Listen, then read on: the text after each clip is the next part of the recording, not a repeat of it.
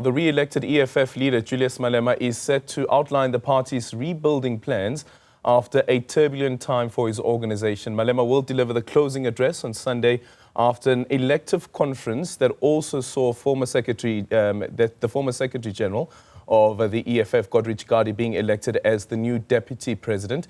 Before the Red Berets leader delivers his closing address, delegates will break into commissions and possibly adopt new party policy positions. Juniour Khumalo is at Newzroom and now joins us live. Juniour, very good morning to you. Tell us about what we can anticipate from these commissions and some of the aspects that are up for debate. And ordinarily, sometimes what happens with these elective conferences is that once the election of especially the top six has happened, it almost seems as though that the energy dwindles out of events of this nature. What are you observing this morning?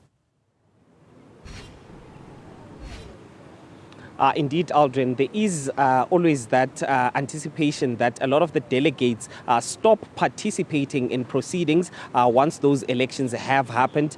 We did expect those commissions to actually get underway at 9 o'clock.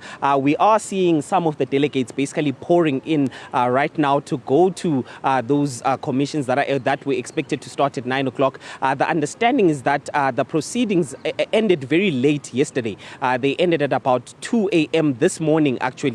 That's when the top 60 of that central command team of the EFF was elected in its entirety, and the delegates only left at around 2 a.m. in the morning. So that is the reason why there's a bit of a delay when it comes to them going to those commissions that were supposed to start at 9 o'clock. But in those commissions, we do expect that the party is going to make a few changes to its own internal structures, especially as they are rebuilding towards the 2026 local government elections. Yesterday, we saw some of those changes already being implemented. The EFF, before this, used to have a top 40 CCT, which is the central command team.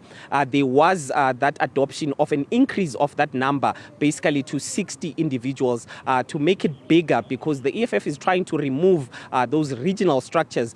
So they need a bigger contingent at the national level, basically to oversee those sub-regional structures that are now going to be a day-to-day fixture within the EFF.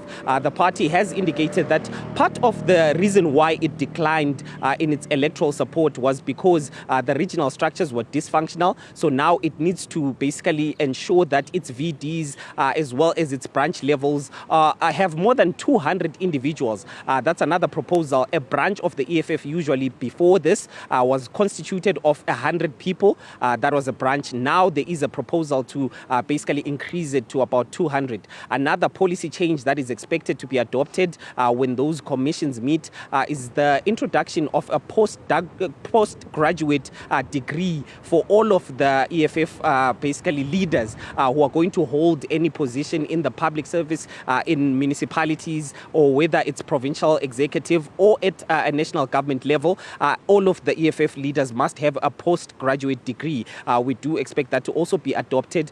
Some of the proposed changes also included the introduction of a women's league as well as a youth league.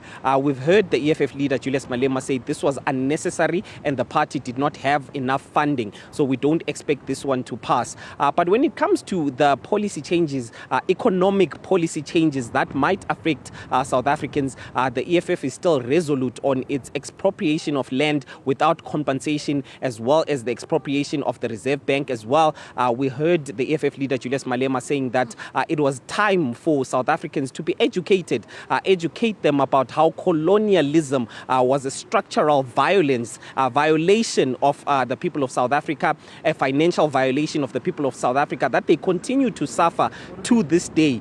So the party was saying that South Africans need to be open to violent means of regaining the land and also regaining their financial independence at this point. So we do expect all of these discussions to take place. And when it comes to that closing address by the EFF leader, Julius Malema Aldrin, we do expect him to address the issue of all the top six officials being nominated without being opposed. Yes, there was that one lady, Esther Molepe from Mpumalanga, who did try and contest the deputy presidency position. She did not meet the threshold. So all of the top six were elected unopposed. We've heard a lot of analysts saying that basically this was scripted it was choreographed.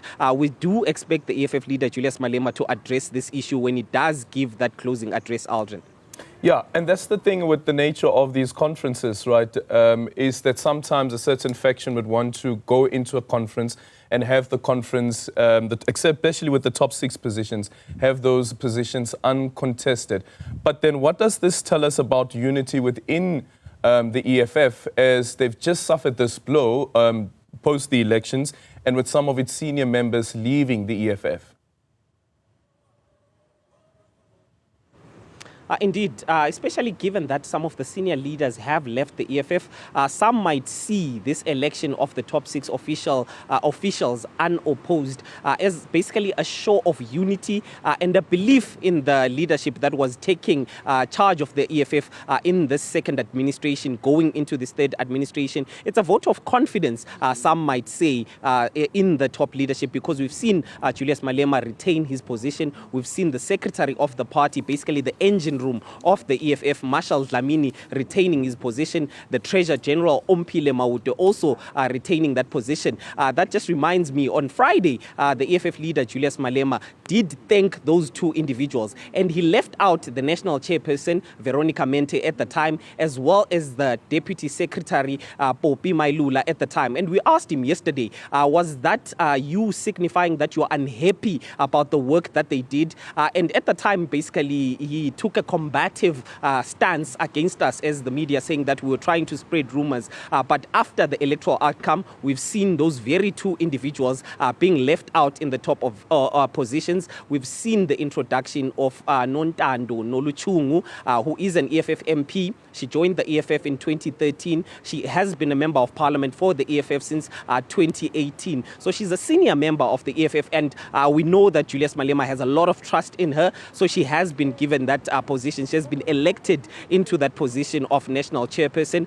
We've seen the return of the former treasurer of the EFF, Treasurer General Leanne Mateas. Now she is back as the new DSG of the party. So it's a collection of individuals that the EFF leader, Julius Malema, trusts himself, but also it seems the delegates of the EFF, over 2,000 delegates, also have placed their trust in these individuals, Adrian.